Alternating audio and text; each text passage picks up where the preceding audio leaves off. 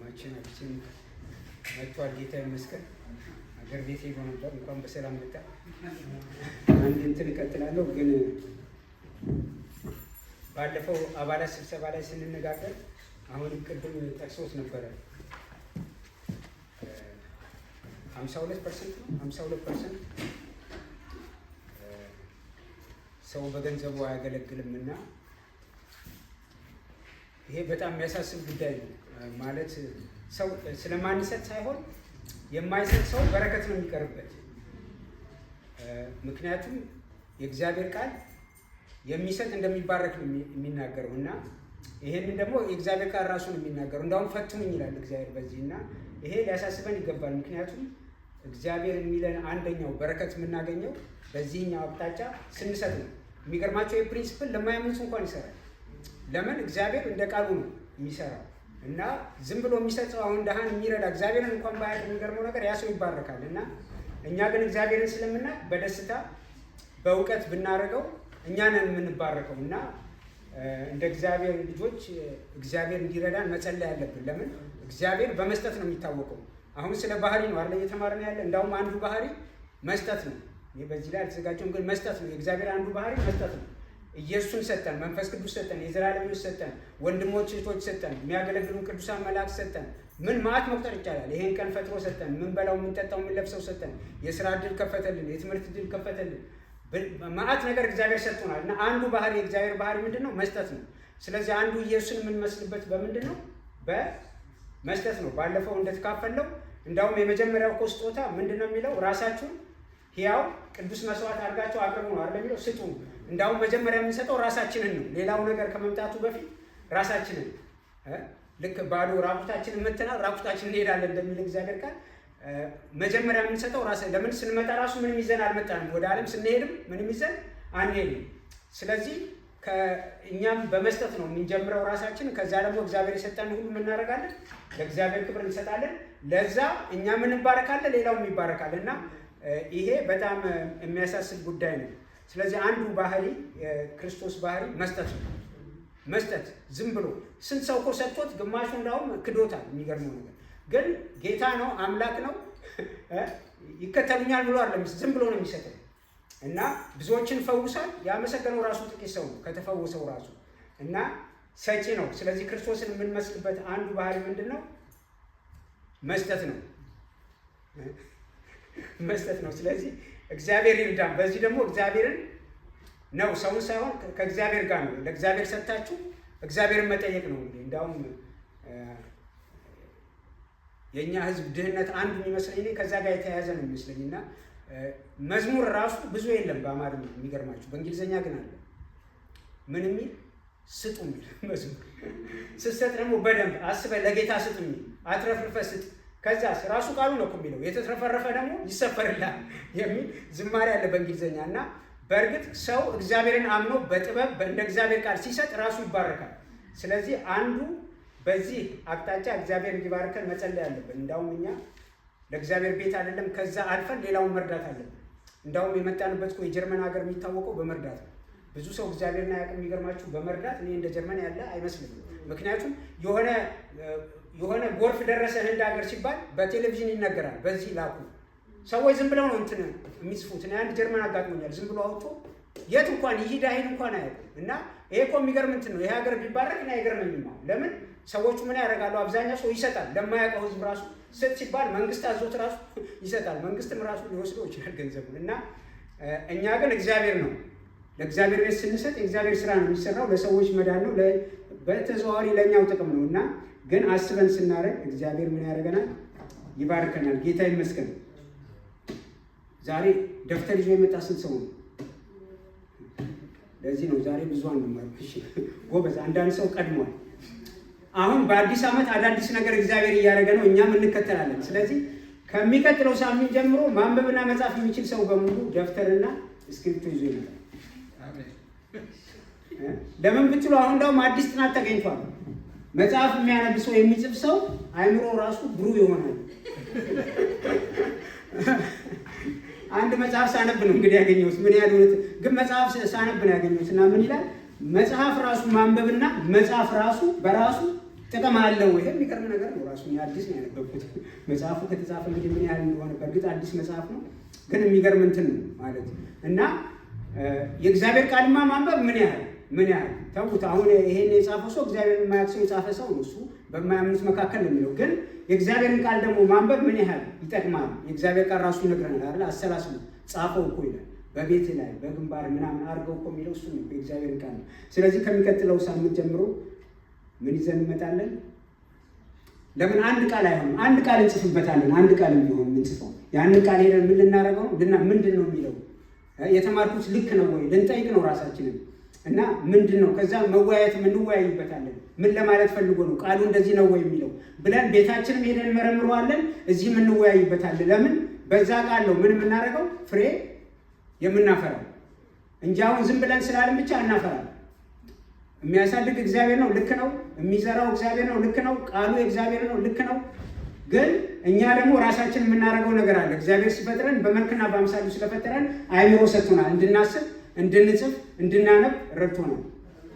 ያስተማሩ ወላጆቻችን ደግሞ ይባረኩ እና ቀላል አይደለም አንብቦ መረዳት ማለት ነው። ስለዚህ ይዘን እንመጣና ከዛ በኋላ እናያለን። አመቱ መጨረሻ ላይ በእርግጥ በደንብ እንለወጣለን። ይዘን ከመጣን ከጻፍን መንፈስ ቅዱስ በልባችን ይጽፋል፣ እኛ በወረቀት ላይ እንጽፋለን። ከዛ እናነበዋለን፣ ሄደን እናስተያያለን። መጨረሻ ላይ እንዴት እንደሚሆን ለምን በትክክል ከተማርን የታለ አሁን የጻፍኩትን ራሱ እየፈለኩት ነበረ ከጠፋ እንደው ጥሩ ጌታ ይመስገን። ጌታ ኢየሱስ ምን ብሏል? እውርን ቢመራው ሁለቱም ተያይዘው ወዴት ይገባሉ አለ ብሎ ከዛው አጠገብ የጻፈው የተናገረው ምንድን ነው? ደቀ መዝሙር ከመምህሩ አይበልጥም። ፈጽሞ የተማረ ግን ማንን ይመስላል? መምህሩን ይመስላል አለ። እሺ ሉቃስ 6:40 ይህን መያዝ ትችላላችሁ። ምክንያቱም ማደግ የምንችለው ስንማር ነው። ካልተማርን ማደግ እንደዚህ ነው ያዙ ያልኳችሁ። ሰው ዝም ብሎ ሌላ ነገር እንኳን ይጽፋል እና የእግዚአብሔርን ቃል ቢያንስ እዚህ ጋር የሚነገረውን ቃል ብትጽፉት ያንን ቃል ሄዳችሁ ታነቡታላችሁ። በተለያየ ቋንቋ ማንበብ ትችላላችሁ። በዛ ላይ መጸለይ ትችላላችሁ። ያ ቃል ነው ምን የሚያደርገው? ፍሬ የሚያመጣው፣ ህይወት የሚያመጣው፣ ሰላም የሚያመጣው፣ ደስታ የሚያመጣው፣ መገለጥ የሚያመጣው፣ ኃይል የሚያመጣው የቱ ነው? ቃሉ ነው። የእግዚአብሔር ቃል ቀላል አይደለም፣ እንዲሁ ስለማይመለስ ማለት ነው። ሉቃስ 6:40 እስቲ ማን ነው ፈጣን የሚያነብሰው? እሺ ደቀ መዝሙር ከመምህሩ አይበልጥም፣ ፈጽሞ የተማረ ሁሉ ግን እንደ መምህሩ ይሆናል። ጌታ ይመስገን። 6:40 አንድ ቃል ከፊት ያለው ምንድን ነው የሚለው? ከዛ በፊት ያለው ምሳሌ ማላቸው እውር ሊመራ ይችላልን? ሁለቱ በጉድጓድ አይወጡም? እግዚአብሔር ይመስገን። እውርም ቢመራ ሁለቱም ስለማያዩ አብረው ማለት ምንድን ነው? አሁን ያልተማረ ሰው ሌላውን አስተምራለሁ ቢል አብረው ሁለቱም የት ነው የሚገቡት? ጨለማ ውስጥ ነው የሚገቡት። ስለዚህ ጌታ ኢየሱስ አስተማሪያችን ነው አይደል? ዋናው መምህር ነው እና ከሱ ከተማርን ማንን ነው የምንመስለው? እሱን ነው የምንመስለው። ማቴዎስ 11:28 እና 30 ደግሞ የሚያነብሰው ማቴዎስ 11:28 እና 30 ከ28 እንዳውም እዛ ጋር በደንብ ይናገራል ጌታ ኢየሱስ። ማቴዎስ 11:28 እስከ 30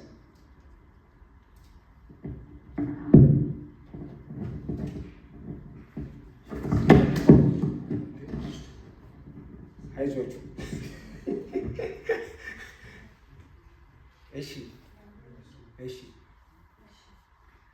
እናንተ ደካሞች ሸክማችሁ የከበደ ሁሉ ወደ እኔም አሳርፋችኋለሁ።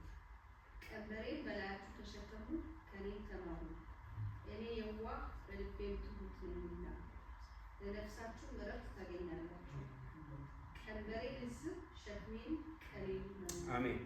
ከማተማሩ አለ እና እዛ ጋር አያይዞ የተናገረው ሰው የሚያርፈው ራሱ ከሱ ሲማር ነው፣ ወደ እሱ ሲቀርብ ነው። እና ጭራሽ እንደውም ከኔ ተማሩ ብሎ ጌታ ተናግሯል።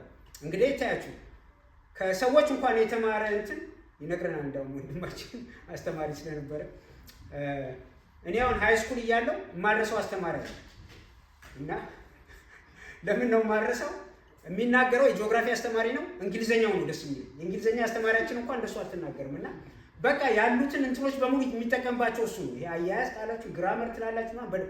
ስለዚህ ነው እሱ ቀኑን በሙሉ ቢያስተምር ቁጭ ብዬ መስማት ይችላል። ምን የመሰለ እንግሊዘኛ ነው የሚናገረው እና በዛው ትምህርቱን ወደድኩት ማለት ነው። እና ምንድነው ሰው የተማረውን ያህል እንግዲህ እሱ ስለገባው እንግሊዘኛም ስለቻለ ትምህርቱን ያው የተማረው ነው በደንብ ያስተምራል። እና ኢቭን ምድራዊ እንኳን እውቀት በትክክል የሚያስረዳ ሲኖር ነው። በትክክልም ቁጭ ብሎ የሚማር ሰውም ሲኖር ነው። በእርግጥ ሲያነብም ነው ያ ሰው የሚሆነው። ሁለቱ አንድ ላይ መሆን አለባቸው። ስለዚህ አሁን ፍሬ ማፍራት ከፈለግን የክርስቶስን ባህሪ ማፍራት ከፈለግን ወዴት ነው መምጣት ያለብን? ወደ ራሱ ወደ ክርስቶስ ነው። አስተማሪ እሱ ነው። አስተማሪ እሱ ነው። እና ወደ እሱ መተን በትክክል ከተማርን እዚህ ዓመት መጨረሻ ላይ የተወሰነ ምን እንሆናለን? ወደ እሱ እንቀርባለን ማለት። ይሄ እኮ በህይወት ዘመናችን ሁሉ የሚያልቅ እንትን አይደለም ማለት። ምን መስለው እኮ ማንን ነው? ክርስቶስን ነው። ስጋ እንዳታስቡ፣ የስጋ እንትን ባህሪ እንዳታስቡ፣ የአምላክ ባህሪ ነው። አሁን ለምሳሌ ጠላትን መውደድ እሱ ያስተማረው ማለት ነው። ጠላትን መውደድ የሰው ባህሪ አይደለም። የሰው ባህሪ ጠላትን ምን ማድረግ ነው? መጥላት ነው። ቢያንስ በውስጥ መጥላት ነው። እንደው መግደል እንኳን ባይቻል እንጠለዋለን። ግን የክርስቶስ ባህሪ ምንድን ነው? ጠላትን መውደድ ብሎ ያስተማረው እሱ ነው። ስለዚህ የተወሰነ ደረጃ ግን መቅረብ እንችላለን ከእሱ ከተማርን ማለት ነው። ለምን ስንማር ትምህርት ብቻ ሳይሆን ምን ስላለ? ጸጋም አብሮ ስላለ ነው። ጸጋም አብሮ ስለሚሰጠን ነው ትምህርት ብቻ ሳይሆን ማለት ነው። ስለዚህ ከኔ ተማረዋል። አሁን ምንም ጥያቄ የለውም። ከእግዚአብሔር ነው የምንማረው ወይም ከክርስቶስ ነው የምንማረው? ከእሱ ነው የምንማረው። አሁን እንዴት ነው የምንማረው የሚለው መያዝ አለብን። ለምንድን ነው ታዲያ ደብተርና ብዕር የሚያስፈልገን? ከእሱ ከሆነ የምንማረው ልክ ነው። ለምሳሌ ቤታችን ከሰኞ እስከ እሑድ ቤት ተስፋ አደርጋለሁ ታነባላችሁ ብዬ በየቀኑ ቃል ስናነብ ራሱ መጻፍ አለብን። እንደ እውነቱ ከሆነ ከምናነበው ውስጥ አትሊስት የገባንን ነገር መጻፍ፣ ጥያቄም እንኳን ከሆነ ጥያቄውን መጻፍ፣ ጸሎት ማድረግ ራሱ እንደዛ ብንለማመድ የግድ እንትን ይመጣል፣ ለውጥ ይመጣል። ለምን የምናነበው ነገር የሰው ስላልሆነ እኛኑ ነው መጀመሪያ የሚሰራ፣ ከእኛ ጋር ነው ፈተናው። ስለዚህ ጸሎታችንን ራሱ ይቀይረዋል። በቃ እግዚአብሔር ይሄን ነው ያልከኝ፣ ይሄን ነው የምፈልገው ወይም ይሄ አልገባኝም ግለጥልኝ ይሆናል ማለት ነው። ጸሎታችን ራሱ እንደ ቃሉ ይሆናል። ጌታ ይመስገን። ስለዚህ አሁን እንዴት በምን አይነት መንገድ ነው? እሺ አስተማሪው ክርስቶስ ነው። ክርስቶስ አሁን በምድር ላይ በስጋ የለም። በአብ ቀኝ ስለኛ ይማልዳል ይላል። ስለኛ አለ ቆሟል። ስለዚህ ጌታ ኢየሱስ ራሱ ምን አለ? ከመሄዱ በፊት ሊሄድ አካባቢ ምንድን ነው ያለው? የሰጠው ተስፋ መንፈስ ቅዱስን እርሱስ ስንቱን ያስተምራችኋል አለ? ሁሉን ያስተምራችኋል። እኔ ነገርኳችሁን ደግሞ ምን ያደርጋል? ያሳስባችኋል አለ። ይሄን እስቲ 14 ዮሐንስ ወንጌል 14:26 ላይ አለ። ይሄ 14:26 ላይ ነው ጌታ ኢየሱስ የተናገረው። መንፈስ ቅዱስ በዳኑ ሰዎች ውስጥ ሁሉ ማን አለ? መንፈስ ቅዱስ አለ። ለምን ማዕት ነው ያስተማረው ጌታ ኢየሱስ ስለ መንፈስ ቅዱስ መጨረሻ አካባቢ ይመጣል አለ። ታውቁታላችሁ አለ። በእናንተ ውስጥ ይኖራል አለ። ይመራችኋል አለ። ይሄ ቁጥር 26 ግን ምንድን ነው የሚለው? ሁሉን ያስተምራችኋል። እሺ ታነቢዋለሽ? ከእናንተ ዘንድ ስኖር ይህን ነግሬያችኋለሁ። አብ በስሜ የሚልከው ግን መንፈስ ቅዱስ የሆነው አጽናኝ እርሱ ሁሉን ያስተምራችኋል፣ እኔም የነገርኋችሁን ሁሉ ያሳስባችኋል። አሜን። ሁሉን ያስተምራችኋል፣ የነገርኳችሁን ያሳስባችኋል። ሌላም ብዙ እንትን አሉት በእርግጥ መንፈስ ቅዱስ የሚያደርገው ግን አሁን እዚህ ጋር የምንፈልገው ይሄ ስለሆነ ነው። ሁሉን ነው የሚያስተምረው። ስለ አንድ ነገር ብቻ አይደለም። አምላክ ነው ያስተምራል።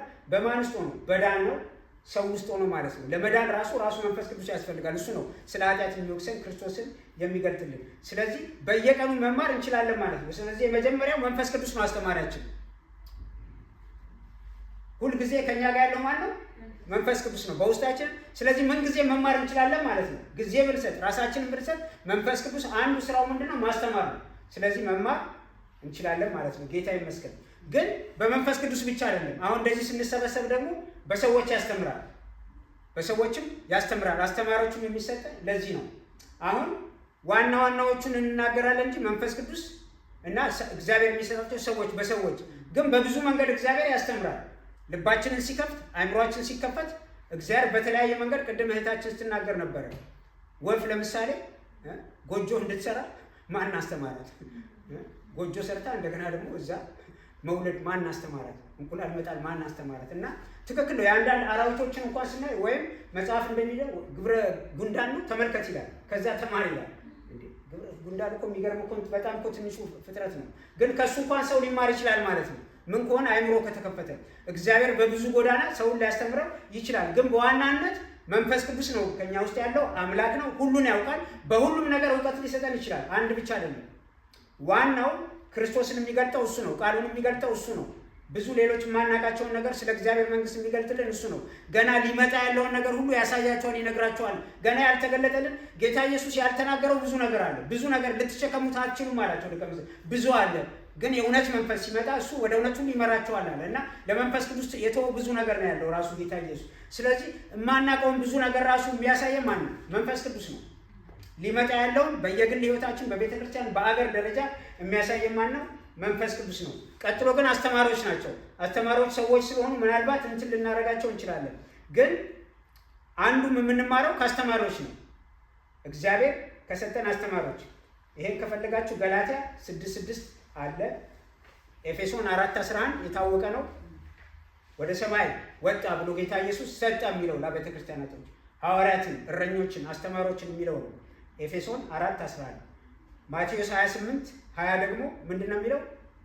እያስተማራቸዋቸው ብሎ ጌታ ኢየሱስ የሰጠው ለደቀ መዛሙርቱ እያስተማራቸዋቸው ደቀ መዛሙርቱ ያድርጓቸው ብሎ ራሱ የሰጠው ማን ነው? ኢየሱስ ነው። ለማን ያለው? ለሰዎቹ ነው ያለው። አስተምሯቸው። ስለዚህ መንፈስ ቅዱስ ራሱ ያስተምረናል፣ በሰዎች ደግሞ ያስተምረናል። በሰዎች ያስተምረናል። ገላትያ 6:6 ይካፈል ይላል እና ግን እንዳልኳችሁ ምን ስንሆን ነው? የተማሪ ልብ ሲኖረን ነው።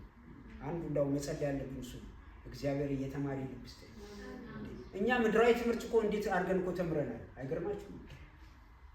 እዚህ ምድር ላይ ለሚቀር እኮ ማለት ነው በደንብ አድርገን እኮ እያጠናን ከትምህርት ቤት ሄደን እያጠናን መጽሐፍ ፈልገን እየተዋስን እንዴት አድርገን በደንብ እኮ ለምን ጥቅም እንዳለው አውቀን ይጠቅመናል።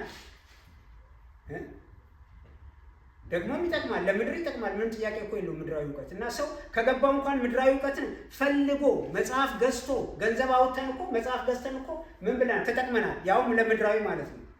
ስለዚህ እንለማመድ። እንደዚህ ስንማርም ዝም ብሎ ሰምቶ ከመሄድ መጽሐፍ እንደገና ስናነብን በቤታችን ምን እንልመድ? መጽሐፍ እንዳልኳችሁ የራሱ ጥቅም አለው። ዝም ብላችሁ ጻፉ፣ ጻፉ፣ አንብቡ። እግዚአብሔር ይመስገን። እሺ ተማሪ ከሆነ ያለው ኪሱ ውስጥ ሁልጊዜ እስክሪፕቶ አለ። ስጠየቅ ሁልጊዜ እላለሁ አለ ወይ እስክሪፕቶ ሲሉ ሁልጊዜ አለኝ ብዬ እሰጣለሁ ስራ ቦታ። ለምን የሆነ ነገር መጽሐፍ ከፈለኩኝ ከዜና ላይ ራሱ እንኳን ካገኘው እጽፈዋለሁ፣ የሚጠቅም ነገር ከሆነ ማለት ነው። እና ኢቭን ከማያምኑ ሰዎች እንኳን መጠቀም እንችላለን። ተውና ከእግዚአብሔር ቃል ተውና ከዳኑ ከእግዚአብሔር ሰዎች ቀርቶ ማለት ነው። ስለዚህ መጽሐፍን እንለማመድ። እሺ አሁን አንዱ እንግዲህ ባህሪ ማለት ትችላላችሁ ተማሪ ነው። ክርስቲያን ተማሪ ነው። እንኳን እሱ እኮ ምድራዊ ትምህርት እንኳን እኮ አያልቅም። እንዳው ተመረቀ ይባላል እንጂ እኮ አያልቅም አይደል? አዳዲስ ግኝት ይመጣል አይደል? አዳዲስ ነገር እኮ ይመጣል። እና መንፈሳዊ ነገር እንዴት ያልቃል? አያልቅም። ያው እስክንሄድ እየተማርን እንሄዳለን።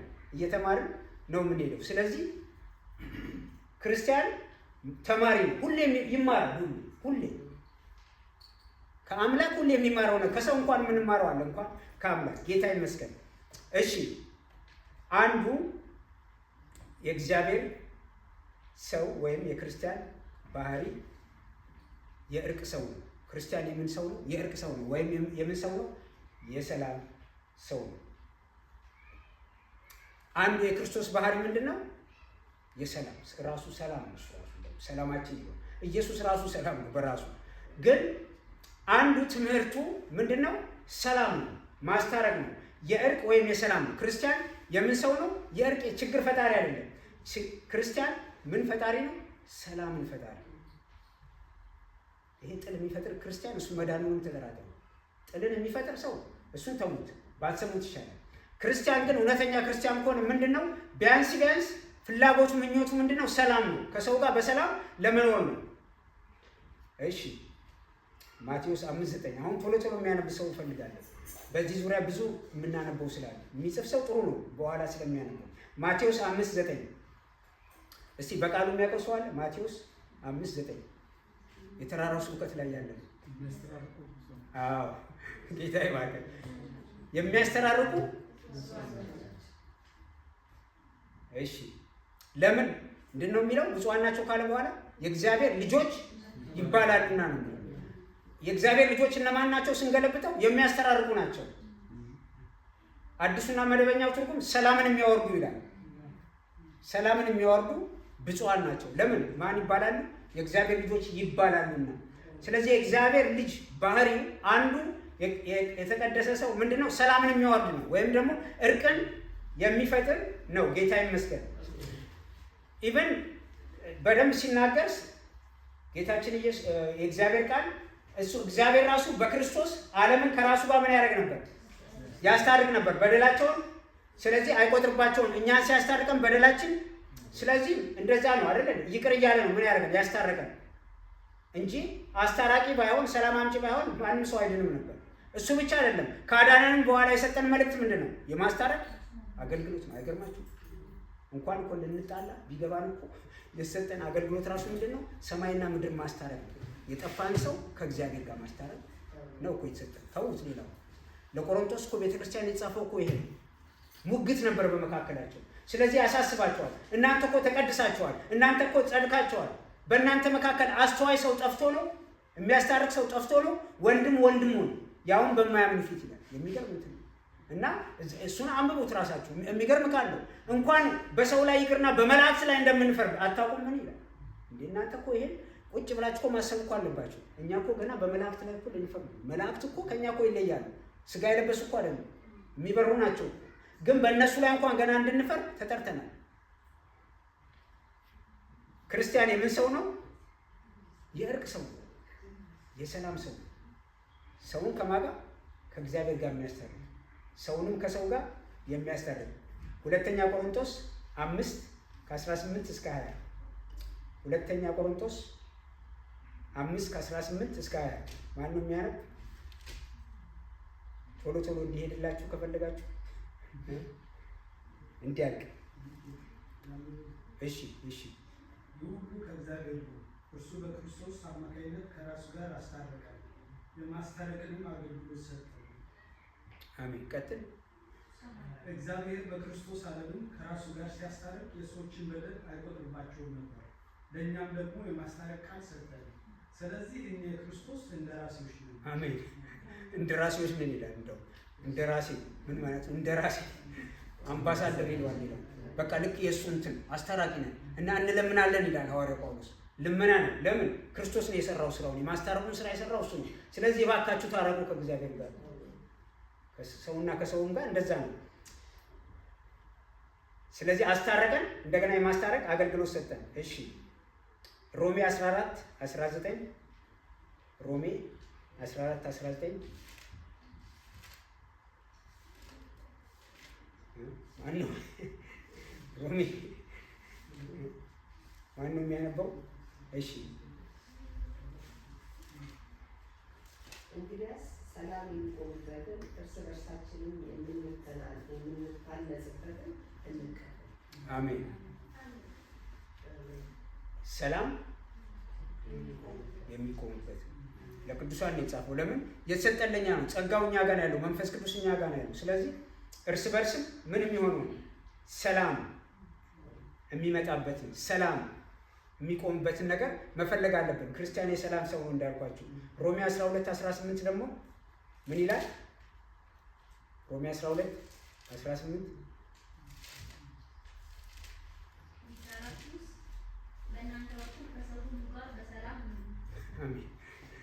ቢቻላችሁስ ከሰው ሁሉ ጋር በእናንተ በኩል ልክ አይቻልም፣ ግን ቢቻላችሁ ከሰው ሁሉ ጋር ነው የሚለው። ግን በቅዱሳን መካከል ጥያቄ አይደለም፣ በቅዱሳን መካከል ጥያቄ አይደለም፣ ግዴታ ነው። ለምን?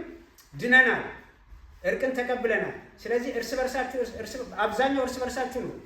የአዲስ ኪዳን እንትን እርስ በርስ ነው የሚለው እና ግን ቢቻል ግን ከተቻለ ከሰው ሁሉ ጋር በውጭ ካሉት። ለምን የማይቻልበት ደረጃ አለ። አንዳንድ በውጭ ያለ ሰው ወይም ጌታን የማያውቅ ሰው እምቢ ሊል፣ ሊሳደብ፣ ሊጣላ ይችላል። አይቻልም ያን ሰዓት። ግን ከተቻለ ከሰው ሁሉ ጋር ምን አሉ? በሰላም ቢቻል ከሌሎች ጋር እንኳን በሰላም ልንኖር እግዚአብሔር ጠርቶናል። እሺ አንደኛ ቆሮንቶስ ቅድም ብየዋለሁ 6:5 አንደኛ ቆሮንቶስ 6:5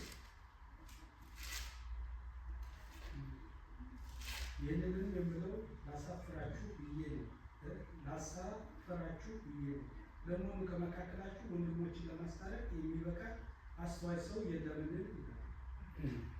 አዎ ለማስታረቅ የሚበቃ ለቆሮንቶስ ቤተክርስቲያን እንግዲህ የጻፈው ዘላለም ቅዱሳን ነው። እና እርስ በርስ ግጭት ነበር እና ምንድነው የሚላቸው? አንድ እንኳን አስተዋይ ሰው ጠፋው እና ሙሉውን ብታነቡት ስለማስታረቅ ነው የሚናገረው። በቃ ይሄ በመላእክት ላይ እንኳን እንደምንፈርድ አታውቁም ወይ እያለ እንዴት እንደዚህ ታደርጋላችሁ? እና በቃ በወቀሳ ነው የሚጽፈው። በማያምኑ ፊት ያው ትካሳላችሁ፣ ብትበደል ይሻላል። አንተ ግን ወንድምህን ትበድላለህ፣ ወንድም ወንድሙን ይበድላል ነው የሚለው። እና ተበድለህ ይቅር ብትል ይሻላል እኮ የሚለው። ሄደህ እንደገና ፍርድ ቤት ከምትቃረብ እና ክርስቲያን የምን ሰው ነው? የሰላም ሰው ነው ወይም የእርቅ ሰው ነው። አሁን አንድ እንትን እናይና እንጸልያለን። ጌታ ይመስገን መጽሐፍ ቅዱስ ላይ ስላለ ማለት ነው። የሚገርመው ብሉይ ኪዳን ላይ ነው ደግሞ ያለው ዘፍጥረት 11 ዘፍጥረት 13 ይቅርታ፣ ዘፍጥረት 13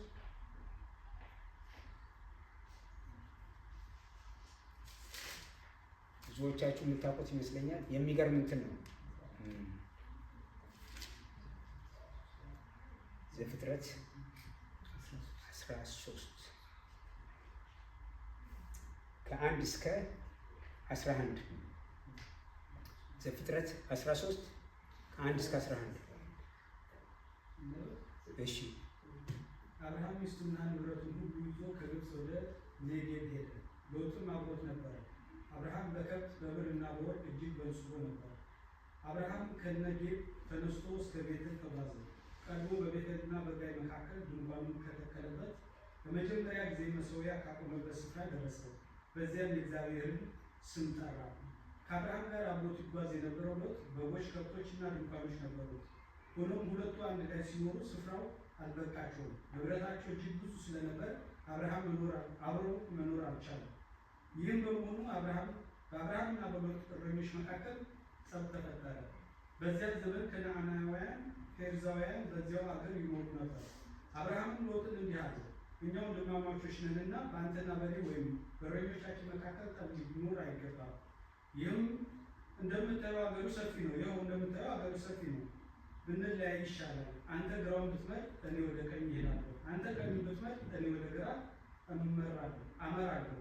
ሎጥ ዓይኑን አቅንቶ ሲመለከት የዮርዳኖስ ረባዳ ሜዳ እንደ እግዚአብሔር ገነት በዞዓር አቅጣጫ እንዳለው እንደ ግብፅ ምድር ውሃማ ቦታ ሆኖ አገኘ። እንዲህም የነበረው የእግዚአብሔር የሶዶምና የገሞራ ከተሞች ከማጥፋቱ በፊት ነው። ሎጥ የዮርዳኖስን ረባዳ ሜዳ በሙሉ መርጦ ወደ ምስራቅ አመራ። ሁለቱ ሰዎች በዚህ ተለያዩ። አሜን። ጌታ ይባርክ። የሚገርም ታሪክ ነው አይደለ? ማለት በተለይ ቁጥር 8 እኛ ወንድማማች ነን ይላል። አብርሃም ነው የሚለው እኛ ወንድማማች ነን። ስለዚህ በእኛና ኢቭን በእረኞቻችን መካከል ጥል ሊኖር አይገባም ይላል። እና ቅድም ብያለሁ፣ በቅዱሳን መካከል በእኛ መካከል ካስተዋልን ያው ሰይጣን በእርግጥ አለ፣ ይዘራል፣ ያጣላል። እኛም ሰዎች ነን፣ ድካም አለን። ግን ምንድነው እዚህ ጋር አሁን አስተዋለ ማለት ነው። አብርሃም ቅድም ለቆሮንቶስ እንደጻፈ ከእናንተ መካከል የሚያስተውል አንድም ጠፍቶ ነው። አስተዋለ ምን አለ? እኛ ወንድማማች ነን፣ ስለዚህ መጣላት አይገባም። ከፈለክ የፈለከውን ምረጥ። አብርሃም የእምነት ሰው የተባለው በጣም የሚገርም ነው። ትክክለኛ እንትን ነው ያገኘው። የእምነት ሰው ነው፣ በእውነት በእግዚአብሔር ነው የሚያምነው ማለት ነው። በቃ የፈለገውን መርጦ መልካም የሆነውን ውሰድ አለ። ምንድን እግዚአብሔር እኮ ይባርከኛል እኮ በሌላው ነገር ግን አልጣላም። ለዚህ ለሚጠፋ ነገር ብዬ ከአንተ ከወንድሜ ጋር አልጣላም። ውሰደው፣ የፈለግከውን መርጠህ አንተ ውሰድ። ማነው አንድ ዝማሬ አለ፣ ምድር ሰፊ ነች ምን ያልገፋፋ ነው የሚል ዝማሬ አታውቁም? አለ ምድር ሰፊ ነች ምን ያገፋፋናል የሚል ዝማሬ። እውነት ነው፣ እንዳውም ያጠፋፋናል። ሰው ሲጣላ እንዳውም ይጠፋፋል። እርስ በርሳችሁ ስትነካከሱ እንዳጠፋፉ ተጠንቀቁ ይላል። እና ምድር ሰፊ ነች እኮ እግዚአብሔር ደግሞ ባለጸጋ ነው፣ ሁሉ የኔ ነው የሚለው። ስለዚህ እንደ እውነቱ ከሆነ ሰው ከእግዚአብሔር ነው የሚያስፈልገውን ነገር ሁሉ የሚያገኘው። ግን ማስተዋል እግዚአብሔር ሲሰጥ ግን ሰው ከወንድሙ ጋር አይጣልም። በድሎትም እንኳን ይቅር ብሎት ይኖራል። አይበዳደሉም የሚል አልጻፈልንም። እንዳውም ብዙ ቦታ የጻፈልን ይቅር ተባባሉ፣ ተቻቻሉ የሚል። ለምን? ሰዎች ነን። መላእክት ቅዱሳን መላእክት አይደለም። ሰዎች ስለሆነ ድካም አለ፣ ችግር አለ፣ እንጎዳዳለን።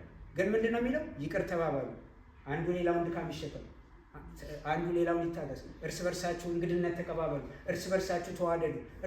በእርስ በርስ የተሞላ ነው ብቻ። ለምን? ሰዎች ስለሆንን ችግር አለብን፣ እንደገና ክፉም ጠላትም ስላለብን ነው። ግን ክርስቲያን አንደኛው ባህሪው ምንድን ነው?